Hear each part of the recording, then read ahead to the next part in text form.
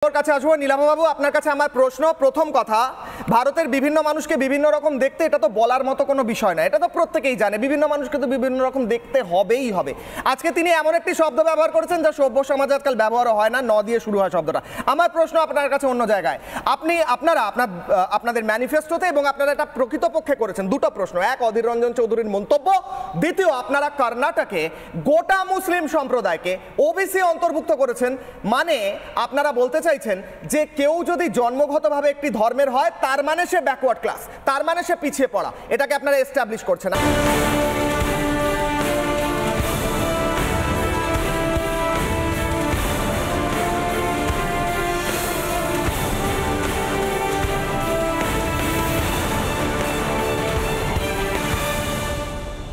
কাছে আসবো নীলাভবাবু, আপনার কাছে আমার প্রশ্ন। প্রথম কথা, ভারতের বিভিন্ন মানুষকে বিভিন্ন রকম দেখতে, এটা তো বলার মতো কোনো বিষয় না, এটা তো প্রত্যেকেই জানে। বিভিন্ন মানুষকে তো বিভিন্ন রকম দেখতে হবেই হবে।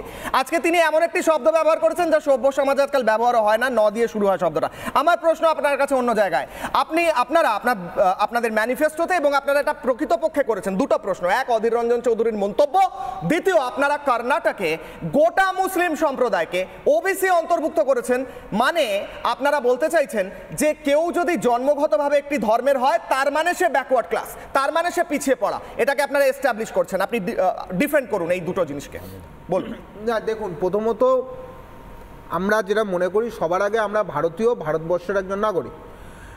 যেটা বলতে চেয়েছেন অধীর রঞ্জন চৌধুরী, ভারতবর্ষে বিভিন্ন রকম দেখতে বিভিন্ন ধরনের মানুষ আছেন, কিন্তু দিনের শেষে তারা প্রত্যেকে এক হয়ে ভারতীয় হয়ে রয়েছেন। ভারতের প্রতি তাদের এক এবং একমাত্র দায়বদ্ধতা, এটাই অধীর রঞ্জন চৌধুরী বলতে চেয়েছেন, এটাই আমাদের বক্তব্য। সেই জায়গায় দাঁড়িয়ে শ্যামপিত্রদা, আপনি বক্তব্যটা কি শুনেছেন? আমি শুনেছি, আমাকে বলতে দিন। হ্যাঁ, কি বলেছেন একবার বলুন। না না, আমাকে বক্তব্যটা বলতে দিন। শ্যামপিত্রদা যে বক্তব্যটা রেখেছিলেন তার প্রেক্ষাপট নিয়ে তো উনি এটা বলেছেন।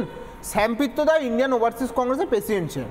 আজকে জয়রাম রমেশ কেন উনি স্টেপ ডাউন করলেন আমাকে বলুন, কেন উনি রেজিগনেশন লেটারটা কেন? না, জয়রাম রমেশ তিনি আজকে পরিষ্কার তার টুইটার হ্যান্ডেলে পোস্ট করে দিয়েছেন যে শ্যামপিত্রদা তার পদ থেকে তিনি পদত্যাগ করেছেন। কেন পদত্যাগ করলেন? না, আমরা সেটাই তো বলছি। কেন আপনি বলুন। কেন হচ্ছে দেখুন, আমরা এটা বলছি যে কোনোভাবে আমরা কোনো বর্ণবিদ্বেষমূলক মন্তব্য, তার মানে বর্ণবিদ্বেষমূলক মন্তব্য হয়েছে, কিন্তু আমার সেই মন্তব্যকে অধীর রঞ্জন চৌধুরী সাপোর্ট করে থাকে। আমার কথাটাকে তিনিও বর্ণবিদ্বেষমূলক মন্তব্য করেছেন। না, আমার কথাটাকে শেষ করতে দিন। আমি কেন বলবো হ্যাঁ করেছেন? কারণ আমার আগেই বললেন না না, আপনি আমার মুখে শব্দ বসাচ্ছেন। আপনি বললেন না, আমাকে কথাটা বলতে দিন, শেষ করতে দিন, তাহলে আপনারও ক্লিয়ার হবে, অন্যদেরও ক্লিয়ার হবে।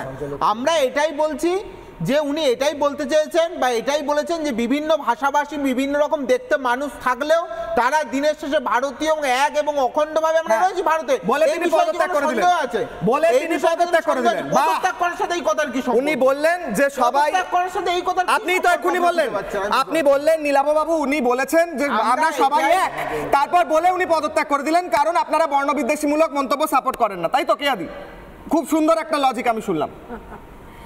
দেখুন, ইংরেজ চলে গেছে, কিন্তু তাদের এই সন্তান, আমি একটা কথা বলতে যাচ্ছিলাম আবার আটকে গেলাম কারণ আমার শিক্ষা রুচিতে বাধে, তাদের সন্তানগুলোকে রেখে গেছে শ্যামপিত্রদার মতন। এই দেশকে ইতিমধ্যেই কংগ্রেসের কারণে ধর্মের ভিত্তিতে ভাগ হতে হয়েছিল। এরপরে তারা এখানে থেমে থাকেনি, তারা জাতপাতের ভিত্তিতে ভাগ করতে চাইছে, এখন গায়ের চামড়ার রঙের ভিত্তিতে ভাগ করতে চাইছে। আমি দেখছি আমাদের এই প্যানেলে বসে ওইদিকে তৃণমূলের ভাই, ওর গায়ের রংটা কিরকম, ও কি চাইনিজদের মতন দেখতে, নাকি ওর গায়ের রংটা শ্যামলা বলে তাকে বলতে হবে আফ্রিকান? ভাস্করবাবু মাঝামাঝি আছেন, আমি জানি না আপনাকে চাইনিজ বলবো না আফ্রিকান বলবো। আমি নিজে বাংলার মেয়ে, আমি চাইনিজ নই, আমার গায়ের রং শ্যামলা হলেও আমি আফ্রিকান নই, আমি ভারতীয় এবং তার জন্য আমি গর্বিত, আমার যাই হোক গায়ের রং। সিমিলারলি যারা পশ্চিম ভারতে থাকেন তারা আরব কোথা থেকে আসছে ভাই? তারা পশ্চিম ভারতের যারা বসবাসকারী তারা গর্বিত ভারতীয়, এবং সব থেকে ইম্পর্টেন্ট দক্ষিণ ভারতীয়।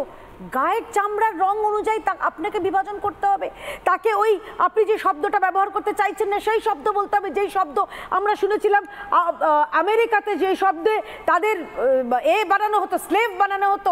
এই মানুষগুলোকে আপনারা থেকে সেই মানসিকতা, ওই কলোনিয়াল হ্যাংওভারটা থেকে গেছে। তাহলে আপনারা আর কত ভাবে জন্মগ্রহণ করে তাহলে কি সে অটোমেটিক ওবিসি বা পিছিয়ে পড়া সম্প্রদায় হয়ে যায়? মানে জন্মগতভাবে আমি একটা ধর্মে জন্মালাম এবং অটোমেটিক ওবিসি হয়ে গেলাম। এটা তো তোষণ রাজনীতির আরেকটা পার্ট। যেই তোষণ রাজনীতি আমরা কংগ্রেসের আমলে দেখে এসেছি, আমি তো বললাম ধর্মের ভিত্তিতে দেশটাকে ভাগ করেছে, তার ধারক বাহক হচ্ছে তৃণমূল কংগ্রেস। এখানে উনি ভাস্করদার কাছে আসার আগে তিনি এখন ওই তবলায় এখন উনি এখন ধিমতাল করে এই দিচ্ছেন, বল বাজাচ্ছে। বেশ, ভাস্করদার কাছে আসার আগে মমতা ব্যানার্জি তিনি ওই মন্তব্যটাই শোনাবো, মমতা বন্দ্যোপাধ্যায়ের মন্তব্য শোনাবো, মন্তব্য শুনে আমি ভাস্করদার কাছে আসবো। মমতা বন্দ্যোপাধ্যায় কি বলেছেন? আরে মমতা বন্দ্যোপাধ্যায় আমরা কেন নিতে যাবো? মিতালি বাগ, এসো তো এদিকে।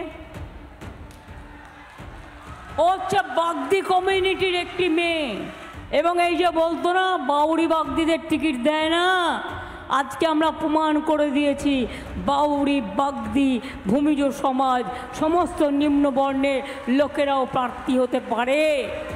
আমার বর্ধমানে ডক্টর শর্মিলা সরকার, নিম্নবর্ণ মেয়ে ওখানকার, ও হচ্ছে বাগদি আর একজন হচ্ছে বাউরি।